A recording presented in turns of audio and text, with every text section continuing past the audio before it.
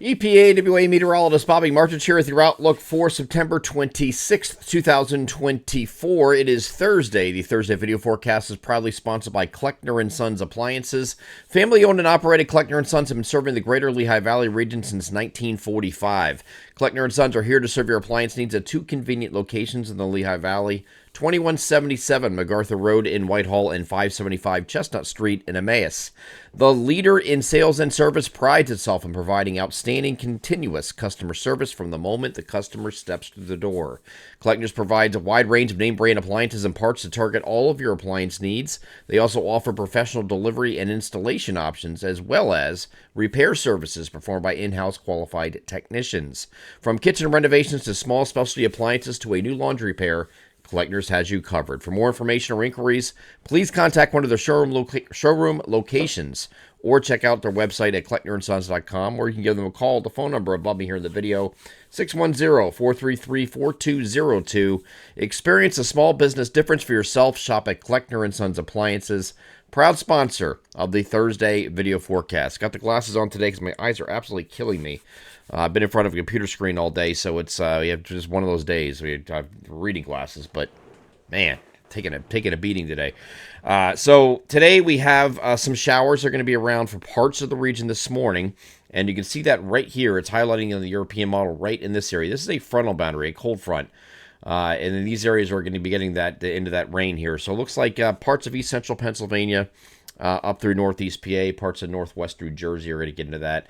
Down here in the bottom of the screen is Hurricane Helene, which will be making landfall very late today. It's going to be probably mid to late evening when it makes landfall here on the Big Bend area of Florida.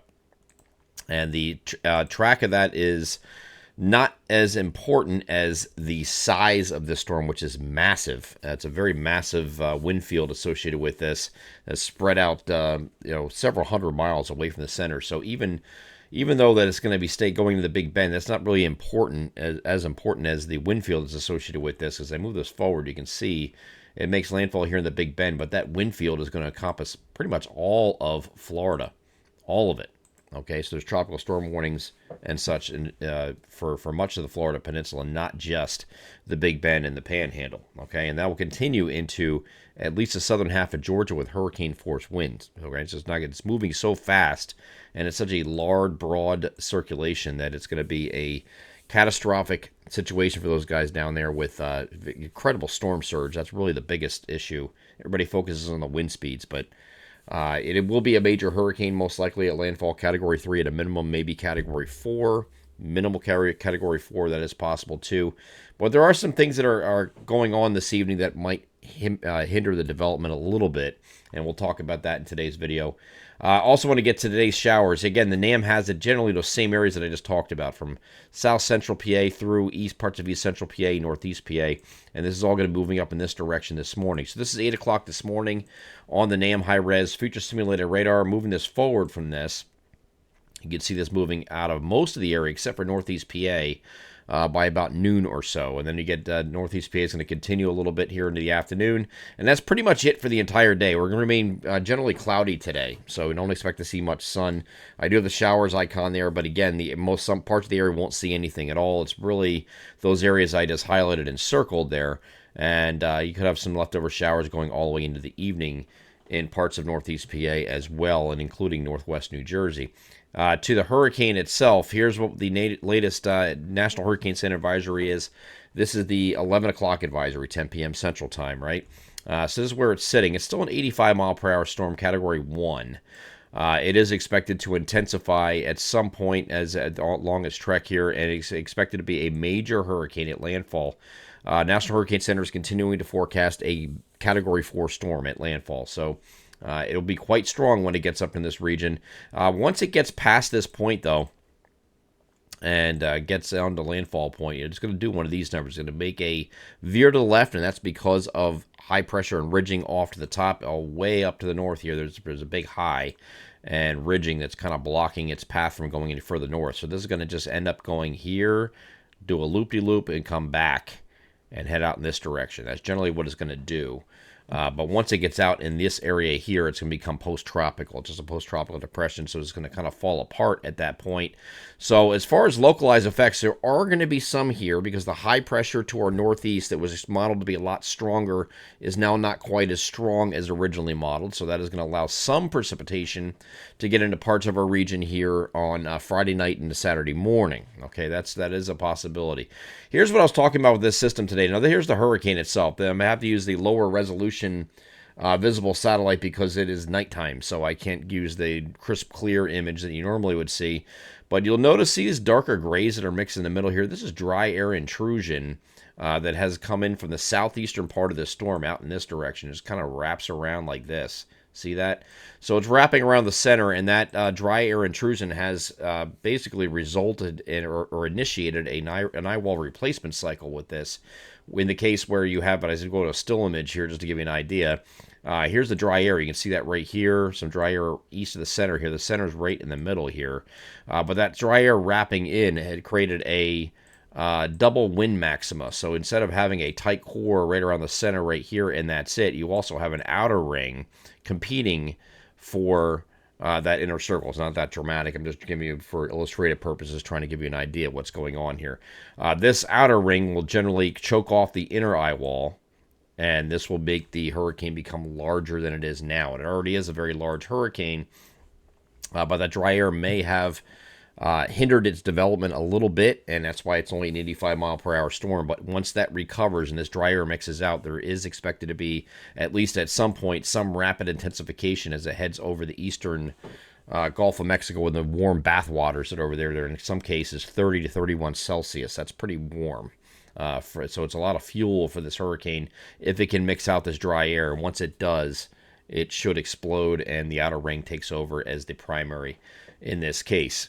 Here's what the National Hurricane Center, or excuse me, the NAM 3 kilometer has. Again, I'm not using it for intensity, but just a simulated radar, just give me an idea of timing here. And this really gets going and ramped up here on the 3 kilometer NAM, but this makes landfall somewhere between 10 p.m. and midnight here in the Big Bend of Florida. So that's pretty much everything has this landfall point being right about here. Okay, right in there. So that's a little far. That's far enough away from Tallahassee where they're going to be on the northwest side of the eye wall. They'll get in this area here, which is the less intense side. The most intense side of a hurricane, a landfalling hurricane, is going to be the northeastern quadrant. But again, tropical storm force winds are going to be felt all across the Florida peninsula. And then when you get up in these areas up in here, you're talking about hurricane force winds in that entire region there. So there's going to be a large area being impacted by this in Florida and Georgia. And eventually, once it gets to northern Georgia, it becomes a tropical storm, then a post-tropical depression over Kentucky, Tennessee. Okay. As far as localized effects here, again, I mentioned Friday night and Saturday. There might be some with the outer bands here. Friday is going to be mostly cloudy because of this, but there's going to be some outer bands coming up northward. It might stay. It just might reach southeast PA, south central PA, and then kind of fall apart. But then overnight is the main band coming through with that system kind of falling apart here. And I can show you here on the GFS what it does. It's this band on the outer periphery of this. Once this starts moving and becoming post-tropical, you get this feeder band here that's going to come northward. And that's what's going to get us. But it's just going to be showers in our region, not a wind concern. But here is what the European model does. And you can see that gets in here Friday night and early Saturday morning. Then it kind of falls apart, right? And then we're dry on Sunday. And then Monday, we have increasing clouds again as this remnant, whatever is left of a few showers coming through Monday night into Tuesday with more showers. That's going to be our next chance for rain. It's going to be early next week. That's as the upper level low that's capturing the system moves through our region, and the surface low brings some showers to the region. So here is those showers on the extended range of the NAM, making it into at least south central PA, and then it moves northeastward at this point. This is mainly to a south of 78 deal, I-78 Carter and points south, but you may have a few showers sneak in here further north overnight or perhaps early Saturday morning. But after that, the expectation is Saturday afternoon has a drying trend going through Sunday. Okay, so we will have some effects, some showers from this, but that's all you're going to see. It's not heavy rain, it's not high winds, so we don't have any concerns locally for anything that, as of right now. We'll continue to monitor that, of course, over the next couple of days. But it looks like the next chance with this upper level low, once it's captured in surface low, once it moves eastward, you get some showers with this.